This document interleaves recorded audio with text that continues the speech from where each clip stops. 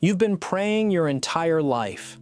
Maybe not on your knees every morning, maybe not with formal words, but in some form, you've done it. You've directed something outward, upward, away from yourself, toward a source you were told was separate from you.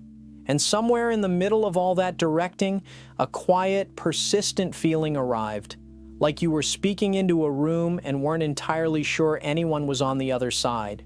Most people push that feeling down. They call it a crisis of faith or doubt or weakness. They pray harder. But what if that feeling wasn't weakness? What if it was the most honest signal your interior life has ever sent you? I want to talk about something that happened to me over the course of 7 days. 7 nights of a specific practice drawn from Gnostic cosmology, not prayer, something categorically different from prayer, directed not at a distant God, but at the monad, the ground of all being, the source that contains everything, including you. By the end of those 7 days, something had changed, not in my external circumstances, not in some sudden flash of mystical theater. Something had shifted internally in the architecture of how I understood my own relationship to whatever is ultimately real. And the archons, those compulsive interior voices, the anxiety loops, the mechanisms of fear and control, had gone noticeably quiet. I want to tell you exactly what happened, and more importantly, I want to tell you why. I'm Daniel, and this is Gnostic Library. Let's start with what the monad actually is, because if you come to this with a conventional religious education, you've almost certainly been handed a counterfeit version of this concept, or no version at all. The monad is not a god in the way the word God gets used in mainstream theology. It is not a personality. It does not have preferences about your behavior, requirements for your worship, or a throne somewhere above the clouds. The Gnostic texts are remarkably precise about this.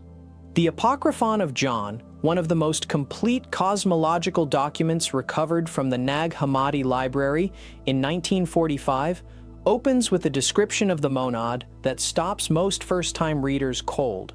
It describes it as a monarchy with nothing above it, pure light, illimitable, something that cannot be measured, cannot be circumscribed, cannot be fully named. The text says, and I want you to hear this carefully, that it is not appropriate to think of it as a god, because that framing already places it in relation to something beneath it. The monad is prior to that distinction. Now here's where it gets cosmically significant. If the monad is the ground of all being, if everything that exists is an emanation from this single, undivided source, then what does that make you? Not a creation standing at a distance from its creator, not a visitor in a universe that belongs to someone else. You are an emanation of the monad, a spark of that original light, clothed in matter, operating inside a world constructed by what the Gnostic tradition calls the demiurge, the secondary craftsman, the false creator, the entity responsible for the physical cosmos as we experience it. I covered the demiurge in detail in my video. I tried the demiurge's exit door. For 7 days, what happened shocked me. The short version is this. Gnostic cosmology distinguishes between the true ultimate source, the monad, and the lesser entity that actually constructed material reality. The demiurge is powerful, but it is not the highest, and it does not want you to know that. The archons are the demiurge's instruments. In the cosmological framework laid out in texts like the Apocryphon of John and the Pistis Sophia, the archons are the rulers of the lower realms, psychological, atmospheric, structural forces that keep the divine spark inside you distracted, entangled, and identified with its imprisonment rather than its origin. And here's the thing about archons that the texts emphasize with consistent specificity. They operate through fear, through compulsion, through the maintenance of a worldview in which you are small, separate, and dependent. Prayer, directed at an external deity who may or may not respond, feeds exactly that architecture. I want to be precise here. I'm not saying that every person who has ever prayed was doing something meaningless. I'm saying the structure of petition-based prayer, the entire logic of approaching the divine as a supplicant approaching a superior, is a structure that reinforces the archonic worldview. It confirms the separation. It locates what is ultimately real outside of you and asks it, at its discretion, to intervene in your life. The monad call does something structurally different. But before I explain what it does, I need to explain why you've almost certainly never heard of it through any official channel. The early Gnostic communities were not marginal. They were widespread, intellectually sophisticated, and in some cases, extraordinarily close to becoming the dominant form of Christianity in the Roman world. Valentinus, one of the most influential Gnostic teachers of the 2nd century, came within a single vote of becoming Bishop of Rome. One vote. If that vote had gone differently, the cosmological framework you and I are discussing right now might be what children learned in church every Sunday. Instead, Irenaeus, Bishop of Lyon, who wrote his systematic treatise against what he called heresies around 180 CE, launched a coordinated theological campaign to define Gnostic teaching as not just incorrect, but dangerous. The communities were disbanded, the texts were ordered destroyed, and the version of Christianity that survived became the one organized around an institution that required your dependence on its mediation between you and the divine.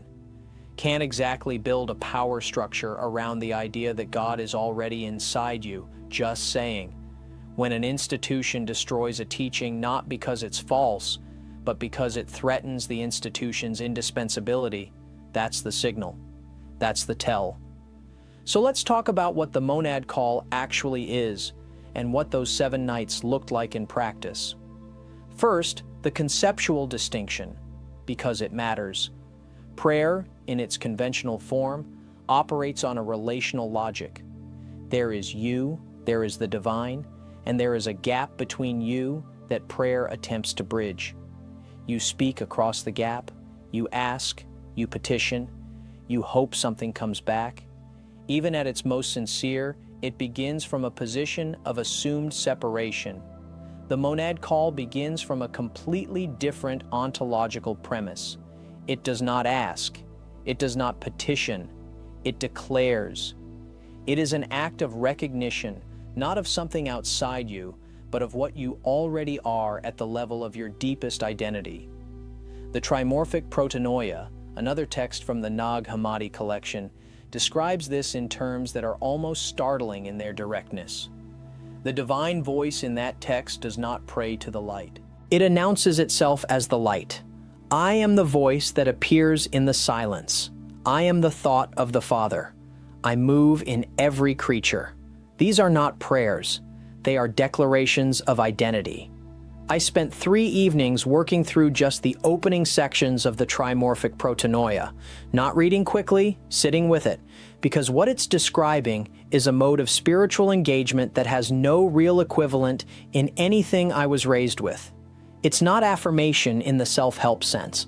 It's not visualization. It is a precise ontological claim. I am not separate from the source. I am a localized expression of it.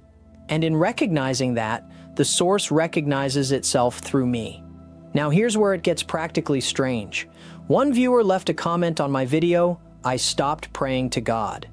And this is who actually answered that stayed with me for days.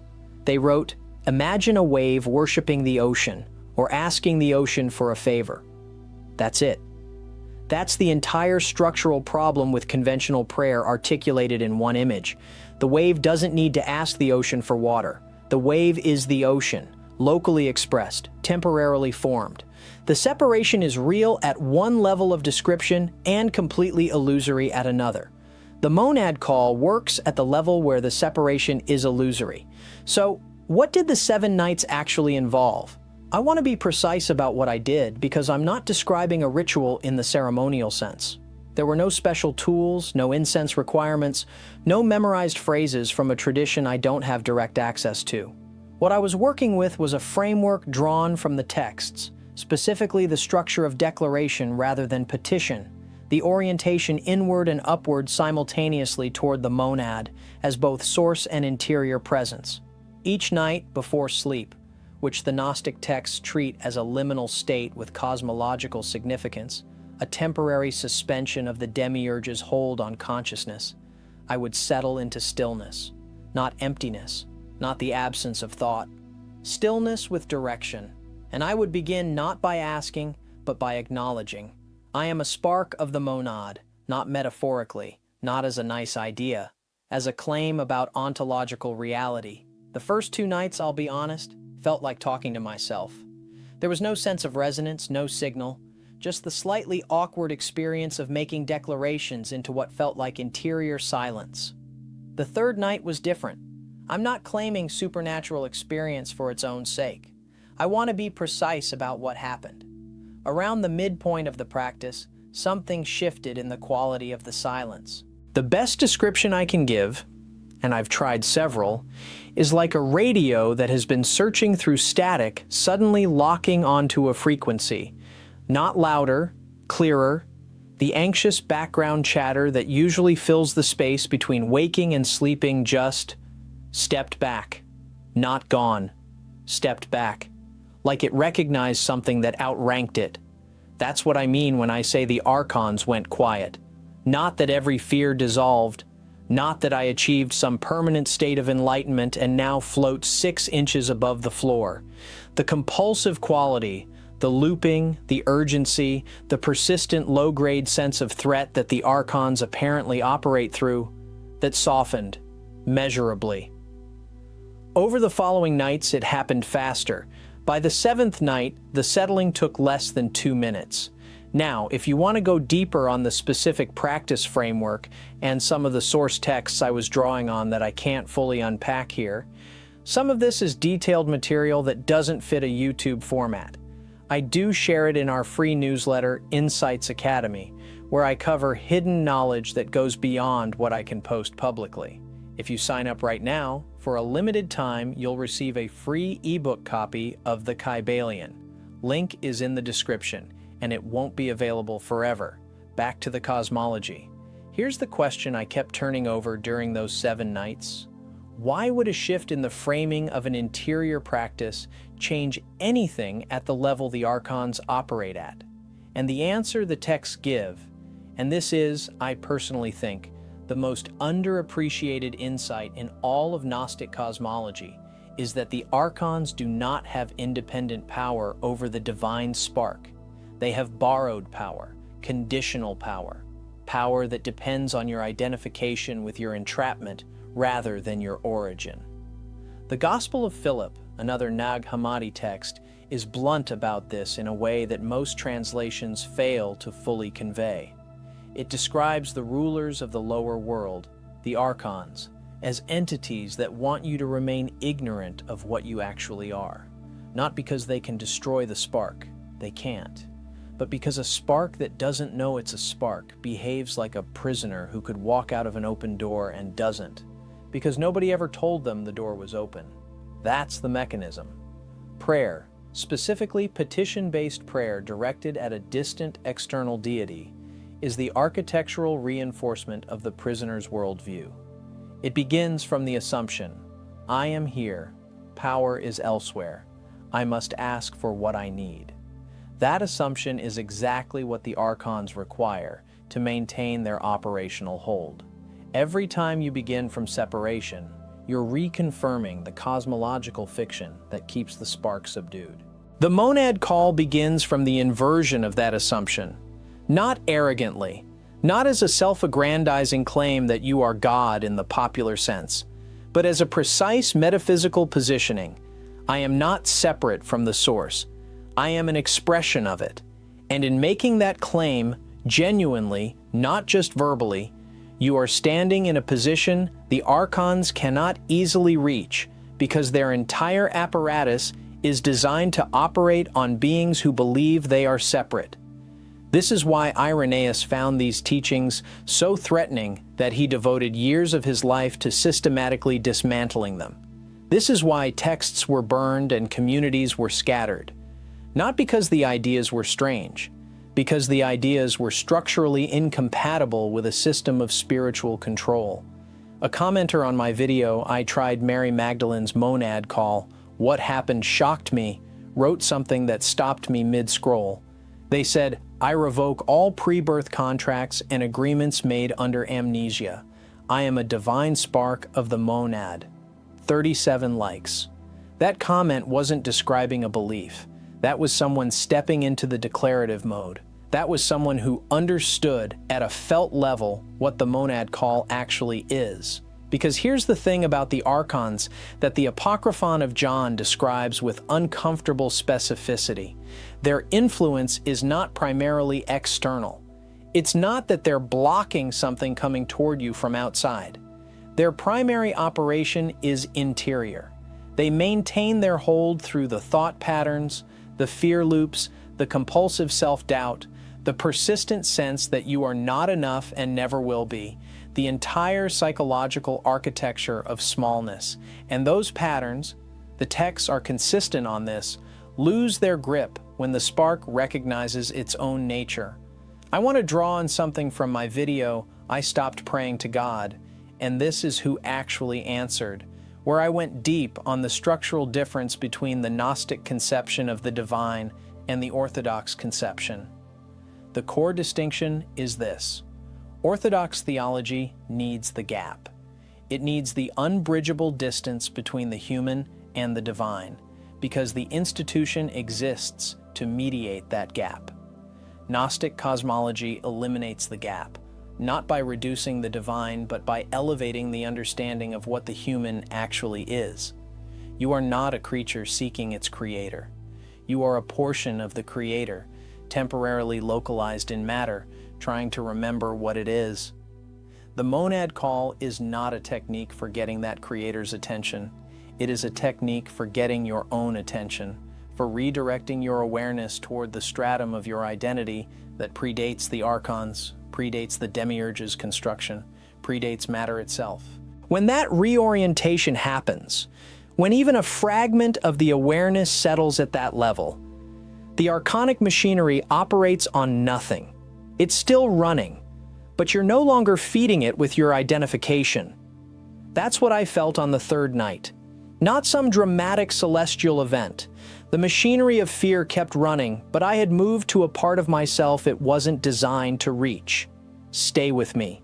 Because the practical structure of how to actually do this, not just conceptually understand it, but actually enter the declarative mode, that's what we're going into next. So let's actually do this. Not theorize about it. Not admire it from a safe conceptual distance. Let's talk about what entering the declarative mode actually looks like in practice, what it requires, what it feels like to resist it, and what shifts when you stop resisting. First, a distinction that matters more than almost anything else in this conversation. There is a difference between saying the words of the monad call and actually inhabiting them. This is not subtle. It is the difference between reading a map and standing on the ground the map describes. The Gnostic texts, and I want to be precise here because precision is everything with this. The trimorphic protanoia especially is not giving you a liturgy. It is not handing you a formula to recite the way you'd recite a prayer request. What it's transmitting is an orientation, a directional shift in where you're placing your attention, and more importantly, what you're placing your attention as. And that word "as" is the hinge. Because here's the thing, when you enter conventional prayer, you are approaching the divine as a separate entity. You, here. The divine, there. Distance is structurally embedded in the act. The very posture of petition encodes separation. I am the one who needs. You are the one who provides. Every word that follows operates within that architecture. And the archonic system, which I covered in detail in my video on what happened when I tried the demiurge's exit door for 7 days, the archonic system is perfectly comfortable with that architecture. It was built for it. The distance is the cage. The declarative mode collapses the distance, not by closing the gap between two separate things, but by recognizing the gap was never real. One viewer, responding to my earlier video on stopping prayer entirely, wrote something that I keep coming back to. Imagine a wave worshiping the ocean, or asking the ocean for a favor. That comment got 10 likes, which in the context of this community means it hit something, because that's exactly the structure the Gnostic texts are trying to dismantle. The wave has never been separate from the ocean. It can't be. The wave is the ocean, moving. So the entry point into the declarative mode is not a new technique. It is a recognition of what you already are. Here's the practical sequence, and I want to give you this carefully because it's easy to intellectualize when the actual shift is felt, not analyzed. The first move is what I would call the descent into stillness. Not the suppression of thought, not a forced blankness. The Gnostic texts have no interest in the kind of mental emptying that some contemplative traditions pursue. What Protanoia describes is something more like a dropping below. The surface chatter, the narrative the demiurge's system runs constantly. You're not enough. You need this. Fear that. Petition harder. That noise is real, but it is surface. It runs on top of something. The first move is not to fight it. It's to stop giving it the weight of your full identification. Let it run. Observe it running. But identify yourself as the observer, not the noise. The second move is the declaration itself. And I want to be careful here, because the Gnostic texts are not prescriptive about exact wording. They are trying to transmit a recognition, not a script. But the Apocryphon of John, the Gospel of Philip, Pistis Sophia, what they collectively describe is some version of this. I am a spark of the monad. I am light from that which has no shadow. The archons have authority over the constructed self, not the originating self. The words matter less than the direction they point your awareness. You are not asking for something to become true. You are claiming what was always true before the demiurge's system layered over it. The third move, and this is where it gets cosmically significant, is the most counterintuitive. After the declaration, you do not wait for confirmation. You do not check for results the way you'd check whether a prayer worked. That checking motion is the petition reflex reasserting itself. The Gnostic move is to rest in the declaration as already complete. The monad does not respond to you from a distance. The monad is the ground from which you are speaking. There is no gap across which a response would need to travel. I spent 2 nights on just this third move, staying in the resting place after the declaration without immediately collapsing back into the checking reflex. I'll be honest with you, it's harder than it sounds. The petition habit is deep, the checking is almost automatic. But on the second night, something in the structure loosened, not a vision, not an auditory event, more like a reduction in the ambient pressure, like something that had been running a constant low-frequency hum simply quieted. That's what the Gnostic texts call gnosis, not information, not theology. A direct interior recognition that does not need to be confirmed by anything outside itself. Knowledge, present, immediate, its own authority. By the 7th night, something had changed in a way that I want to describe carefully, because the temptation is always to over-dramatize these kinds of experiences, and I think over-dramatizing them actually undermines their credibility. So let me be precise. I'm Daniel, and this is Gnostic Library, and I'm telling you what actually happened. The noise didn't stop. I want to be clear about that. The ambient archonic machinery, the anxious thoughts, the low-grade compulsion to check, to petition, to seek external confirmation, it did not go silent the way a power outage silences a room. It was more like this. I became aware that I had been identified with the noise so completely that I hadn't recognized it as noise. I thought it was me. And on the 7th night, sitting in the same stillness I'd been practicing since night 1, something separated. The noise kept running, but I was watching it run. And the part of me watching it run was untouched by it. The archons went quiet, not because they disappeared. They went quiet because I stopped feeding them my core identification. The Pistis Sophia talks about this in terms that most readers skim past too quickly. The archons don't require your cooperation to generate fear and confusion. That's their function in the constructed world. They run regardless. What the Gnostic path offers is not the destruction of the machinery, but the withdrawal of the self that the machinery was designed to operate on. The constructed self, the ego structure built inside the demiurge's system, that is their jurisdiction. The divine spark is not. It never was. The archons have no reach there. That is not metaphor. That is cosmology functioning as liberation technology. A viewer named, and this comment genuinely stopped me cold, responding to my video on Mary Magdalene's monad call, wrote, "I experienced this shift in about 2013. It really rocked me to the point that I felt like a hand reached through my head." Now that's the kind of report the mainstream frameworks have no room for. But in the Gnostic cosmology, it maps precisely onto what the texts describe as the pneumatic self, the spirit substance, being recognized beneath the psychic and material layers. It doesn't feel like acquiring something new. It feels like remembering something that was never actually lost.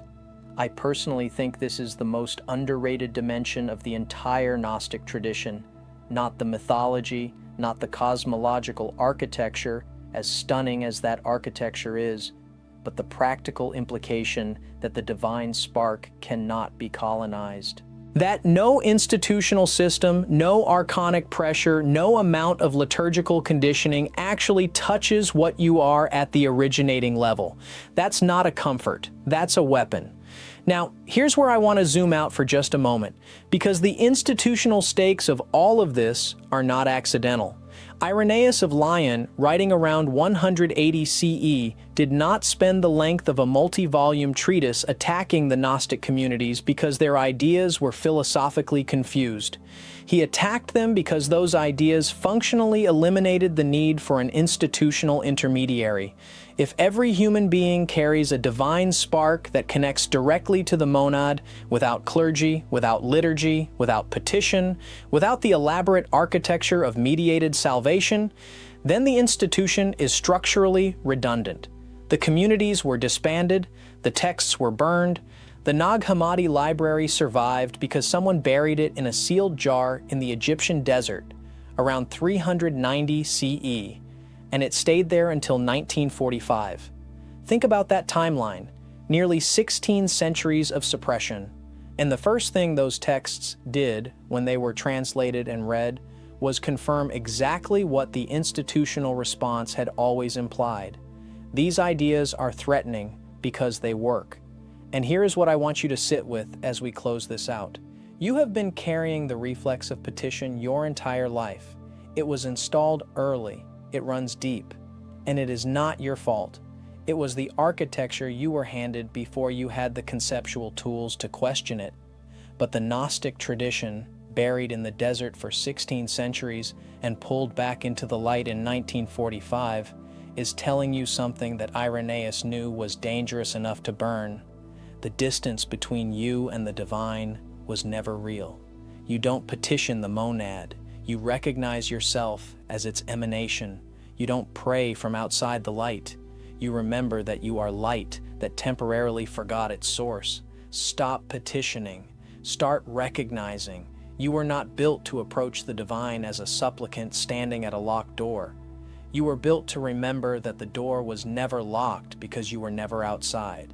If this video resonated with you, let me know by commenting, "I understood it."